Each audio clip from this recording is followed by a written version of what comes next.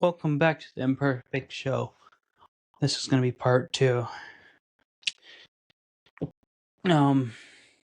So we finished with part one where I talked about how the hospital basically said there was nothing wrong with me and I just felt hopeless, loneliness, felt everything.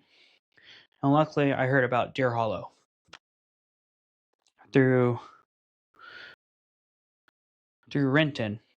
One of the somebody in Renton and Everett and around somewhere around there, and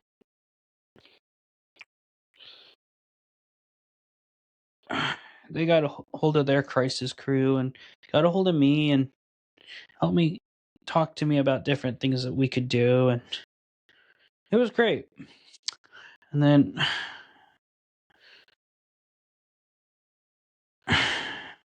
I reached out to my old chief, Jared, and we had gone way back, and then I just remember talking for 2 hours on the phone with him about this place, and he reached out to them and told them they were expecting a call from me, and just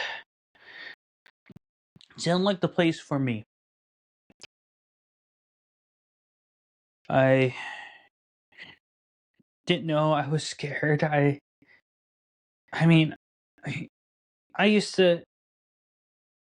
I went to Puerto Rico with 25 people I didn't even know. That was fun. And this was even more scary than that, not knowing what to expect, not knowing what to do. And I just remember some of the local PD supported me and helped me. And then my old chief did, and we talked for 2 hours about this place and how it'd be a benefit for me and how it'd be great and how it's going to help me. And I already had that mindset of, I don't know what to, this was my last chance. And I did it. I did call, and they were expecting my call, and we did everything at Sunday. It was Sunday afternoon when we called, and I had my mom, and I just couldn't do it by myself. It was hard, and I just remember going through the questions, and they knew what they were talking about, and like, oh, this is normal for people who have PTSD and all this, and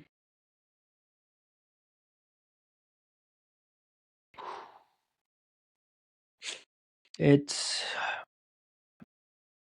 was great. Luckily, they were able to get me in. They told me to book a plane as soon as possible, and I did. I was able to get a plane ticket that next day. My old chief Jared and my buddy Peaches, her and her husband, they're married now and they're happily married, and they took me down. It was a great time. I was so thankful.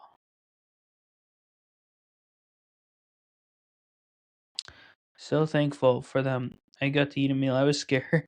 I didn't know I was quiet in the back, all drinking Red Bulls and talking to him, and him just giving me more and more reassurance that it's gonna be okay.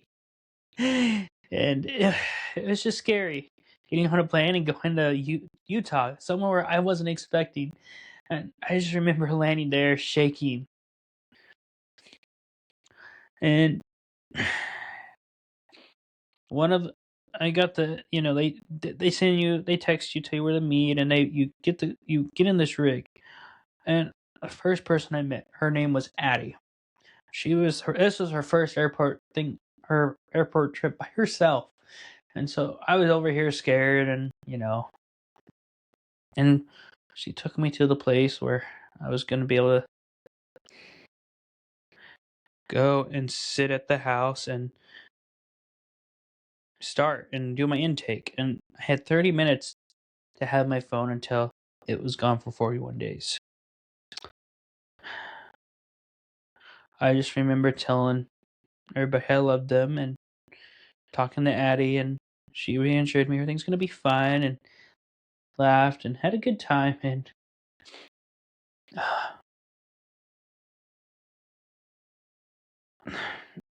There it started. Got welcomed by the door, by the techs, and shaking hands. It was great, meeting them, and I was scared and got to see my room. And first 3 days was super hard, super hard. I couldn't believe it. Stressful, scared, and you slowly come in and you have different times and you just meet a lot of cool people. It was a great feeling of everybody was welcoming. Everybody understood that they were that person at one point. Just we had here. I was at Mountainside, and it was a beautiful area where I got to stay. It doesn't look like a hospital or anything like that. It's like a nice house, and it's great. You have a private chef that cooks for you, and breakfast, lunch, and dinner. You get to work out 6 days a week. But throughout the days, you get to go to different classes and learn.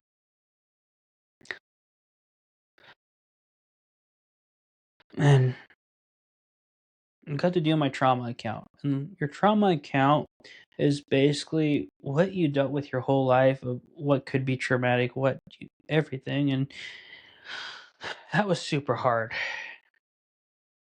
Because once I got worked up, it's like a trigger again. That's the one I go from not cussing to just cussing every other word.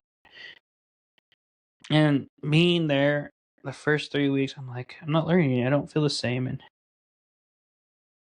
after 3 weeks, things started to change. My mom, dad noticed a difference. The people that would talk to me every Sunday and notice a difference. My friend Amy, I would talk to her too, and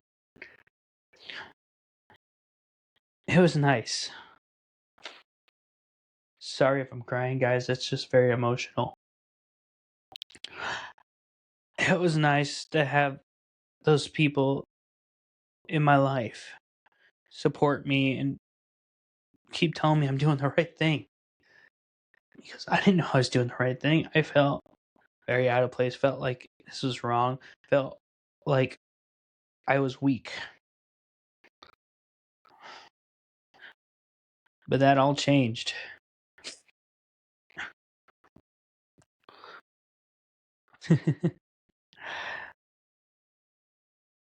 It changed and felt amazing. And I just remember meeting friends, learning how to play cornhole, and I still talk to those people that I hung out with, and we learned a lot. I met a lot of cool people at the gym, and just it felt like home for the first 41 days.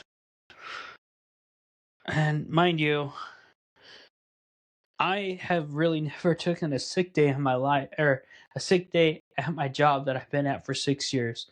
I had over 450 hours of sick leave. So remember that. And so I used all my sick leave doing this, and it was well worth it.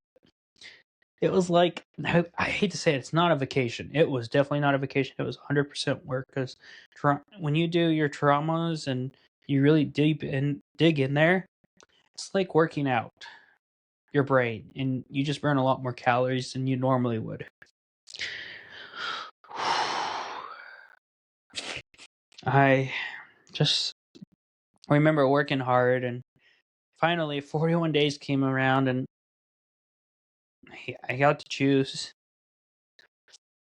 I could either go outpatient or I could go home. And I decided to go outpatient because I needed to get back in the community, but slowly. And that was a whole other ball game. I got to actually be at a house. I met really cool people and got to be got we had this huge 2-story house, all me and another person, all to ourselves. It was crazy. And my tech that was there has been there since I started. He decided he got the new job down at the outpatient, so he basically got to move with me, which was really cool. And getting the he got to see my progress from the beginning to end. Oh, it was a blessing in disguise. Once I got on outpatient, I'd still go to the gym. Gym was 4 miles away from me. I remember that. And 4 miles back. So I got my exercise in. And the more I got comfortable and more, classes went good and things went great. I signed up for the Salt Lake City Marathon, half marathon, which was beautiful. I would totally do that again. And I got to meet one of my role models that I looked up to for running. He does ultra marathons, and it was one of the best days of my life. I was awesome. I was all like that in glitter and flamingo stuff. I'm very much flamingo, bright, glittery guy. That was a good time. And then the week after that, I had an Easter half marathon, and the week after that, I had a little 9-mile run, which was awesome too. It was all fun. And I had a lot of supportiveness. And originally, I wasn't going to do any half marathons or marathons down. I was just going to take it easy. But the one way to work on your addiction is by doing it, but not as much, and doing it only how you feel, not substituting it for everything else in your life. That's one thing I learned. I remember doing that, and the group I was with was amazing. Still to this day, I talk to everybody. I was very fortunate. I got to be there for another, I believe, another month. It was like a month or 12 weeks. 12 weeks, I think it was. And I got to leave on my birthday. It was my birthday gift to me. I turned 30 in May, on May 16th. Got to leave that day. I ordered a cake and just got to be around people that cared for me, that loved me, and just felt great. And then throughout all this, I had people sending me mail and stuff, and that also meant the world to me.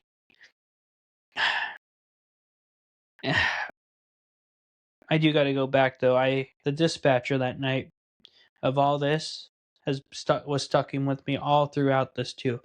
She's been a long time best friend. We went to school together and everything, and we've been close. And so she meant the world to me too. And just I know I scared her, and she actually messaged me that night when I was on flight or flight mode, and just told me everything's gonna be okay and trying to help me, and just off the not even calling me, just texting personally. And I didn't realize how much people cared about me until I went through this, and realizing that you got to take care of yourself first.